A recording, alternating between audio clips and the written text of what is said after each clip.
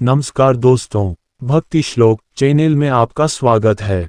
पौराणिक कथाएं। शिव का क्रोध। महर्षि भृगु ब्रह्मा जी के मानस पुत्र थे। उनकी पत्नी का नाम ख्याति था जो दक्ष की पुत्री थी। महर्षि भृगु सप्तर्षि मंडल के एक ऋषि हैं। सावन और भाद्रपद में वे भगवान सूर्य के रथ पर सवार रहते हैं। एक बार की बात है, सरस्वती नदी के तट पर ऋषि मुनि एकत्रित होकर इस विषय पर चर्चा कर रहे थे कि ब्रह्मा जी, शिव जी और श्री विष्णु में सबसे बड़े और श्रेष्ठ कौन है। इसका कोई निष्कर्ष न निकलता देख उन्होंने त्रिदेवों की परीक्षा लेने का निश्चय किया और ब्रह्मा जी के मानस पुत्र महर्षि भृगु को इस कार्य के लिए नियुक्त किया। महर्षि भृगु सर्वप्रथम ब्रह्मा जी के पास गए। उन्होंने न तो प्रणाम किया और न ही उनकी स्तुति की। ये देख ब्रह्मा जी क्रोधित हो गए। क्रोध की अधिकता से उनका मुख लाल हो गया, आंखों में अंगारे दहकने लगे। लेकिन फिर यह सोचकर कि ये उनके पुत्र हैं, उन्होंने हृदय में उठे क्रोध के आवेग को विवेक बुद्धि में दबा लिया। वहां से महर्षि भृगु कैलाश गए।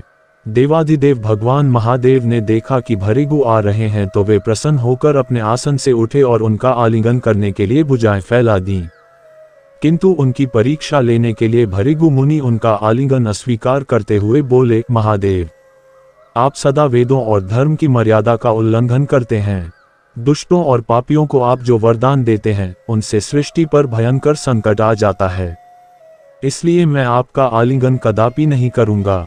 उनकी बात सुनकर भगवान शिव क्रोध से तिलमिला उठे। उन्होंने जैसे ही त्रिशूल उठाकर उन्हें मारना चाहा, वैसे ही भगवती सती ने बहुत अनुनय विनय कर किसी प्रकार से उनका क्रोध शांत किया। इसके बाद भृगु मुनि वैकुंठ लोक गए। उस समय भगवान श्री विष्णु देवी लक्ष्मी की गोद में सिर रख कर लेटे थे। भृगु ने जाते ही उनके वक्ष पर एक तेज लात मारी। भक्त वत्सल भगवान विष्णु शीघ्र ही अपने आसन से उठ खड़े हुए और उन्हें प्रणाम करके उनके चरण सहलाते हुए बोले, भगवान, आपके पैर पर चोट तो नहीं लगी? कृपया इस आसन पर विश्राम कीजिए। भगवान, मुझे आपके शुभ आगमन का ज्ञान न था, इसलिए मैं आपका स्वागत नहीं कर सका।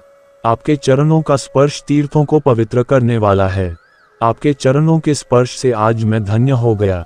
भगवान विष्णु का ये प्रेम व्यवहार देखकर महर्षि भृगु की आंखों से आंसू बहने लगे। उसके बाद वे ऋषि मुनियों के पास लौट आए और ब्रह्मा जी, शिव जी और श्री विष्णु के यहाँ के सभी अनुभव विस्तार से कह बताया। उनके अनुभव सुनकर सभी ऋषि मुनि बड़े हैरान हुए और उनके सभी संदेह दूर हो गए। तभी से वे भगवान विष्णु को सर्वश्रेष्ठ मानकर उनकी पूजा अर्चना करने लगे। वास्तव में उन ऋषि मुनियों ने अपने लिए नहीं, बल्कि मनुष्यों के संदेहों को मिटाने के लिए ही ऐसी लीला रची थी। शिव का क्रोध के पौराणिक कथाएं यहीं पर समाप्त होता है।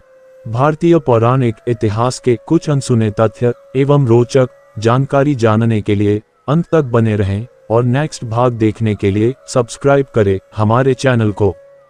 धन्यवाद।